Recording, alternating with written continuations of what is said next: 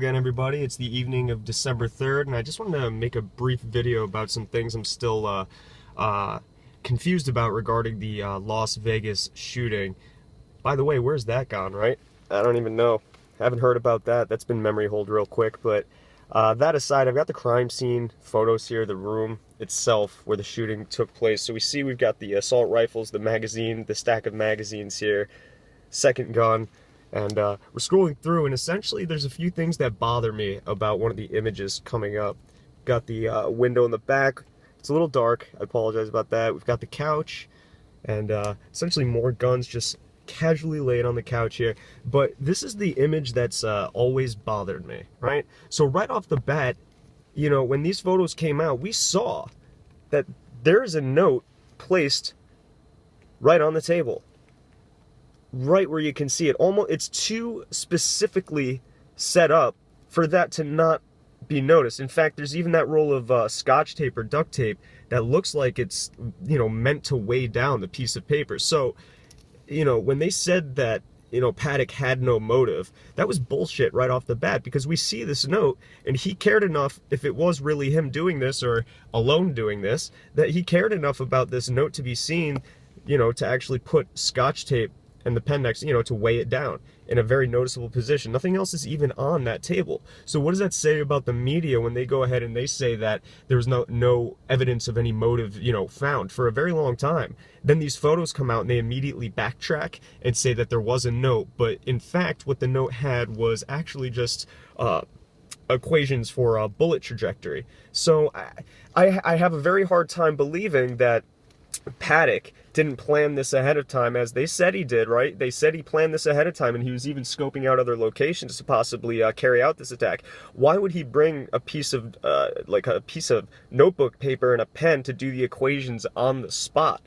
You know, essentially, since he went through the effort of you know, placing the webcam or the security camera on the cart, you know, so he can see people coming up the hallway. These are things that were set up far ahead of time that he knew about. Why wouldn't he have done the equations ahead of time?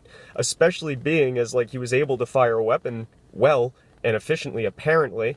I don't know what a seasoned shooter would actually say, but I just find it hard to believe that he had to do those equations on that note there, as opposed to a note about motive or anything else.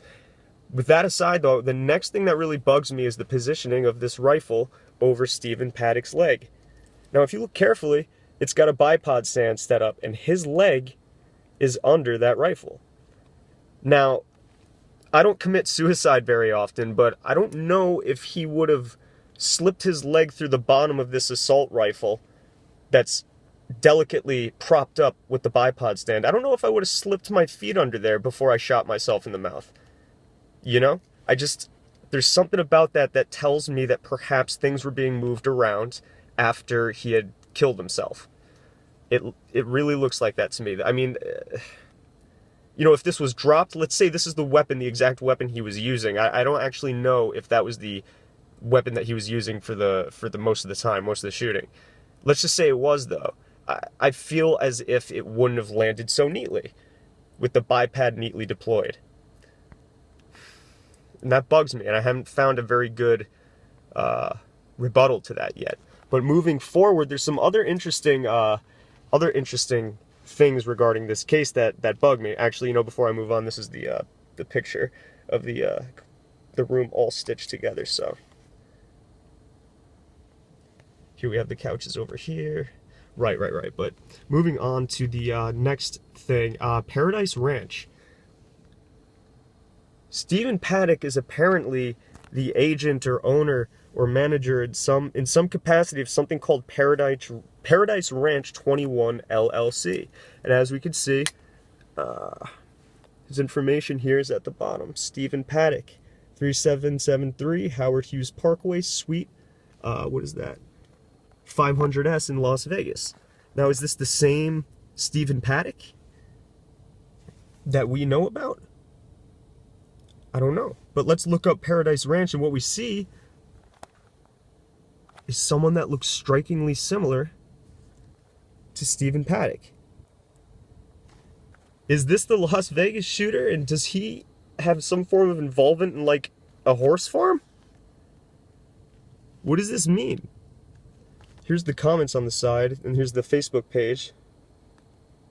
We're temporarily without a covered arena, but we could not have asked for more perfect weather. This ranch is so beautiful. So far, everyone has loved the location. I don't know. It's interesting, though. That looks strikingly like Stephen Paddock. But even more interesting is the aircraft registration.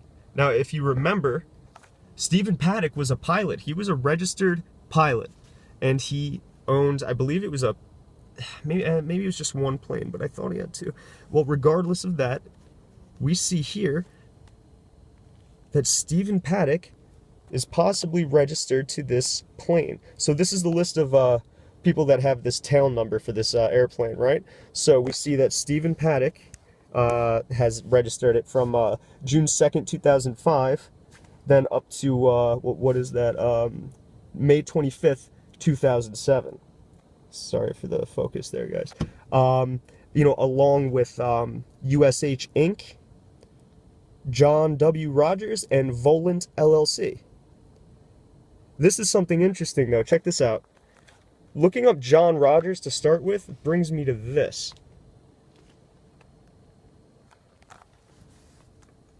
Authorities identify pilot killed in crash along I-29.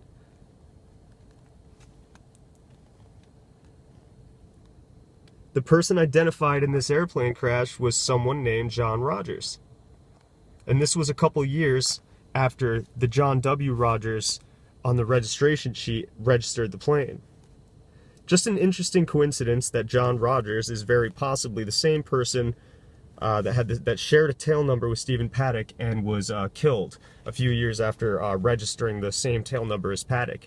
Even more interesting, though, who is this Volant LLC? Well, looking into them, you get a website. They provide innovative scientific engineering and technical assistance. But what's this about? Serving the U.S. intelligence community and the Department of Defense. There's your military intelligence agency connection right there. No wonder they're not talking about him being a pilot. They talk about him being an avid gambler, apparently that never loses. Well, no wonder they're not talking about the plane and him being a pilot. I mean, it leads directly to some type of contracting company that has connections with, that provides technology and, innovative scientific engineering to the intelligence community in the military industrial complex. Now, this could be nothing, but why is there always that connection, right? Something went wrong at Las Vegas, and I'm not quite sure what it was other than the shooting itself. I've never seen something put away so quickly, suppressed so quickly. And I think that it has something to do with this. Anyway, I just thought these are still some oddities and questions I have. So if anybody has any insight into this, I'd love to hear it. Leave a comment, hit me up on Twitter, and I'll catch you guys next time.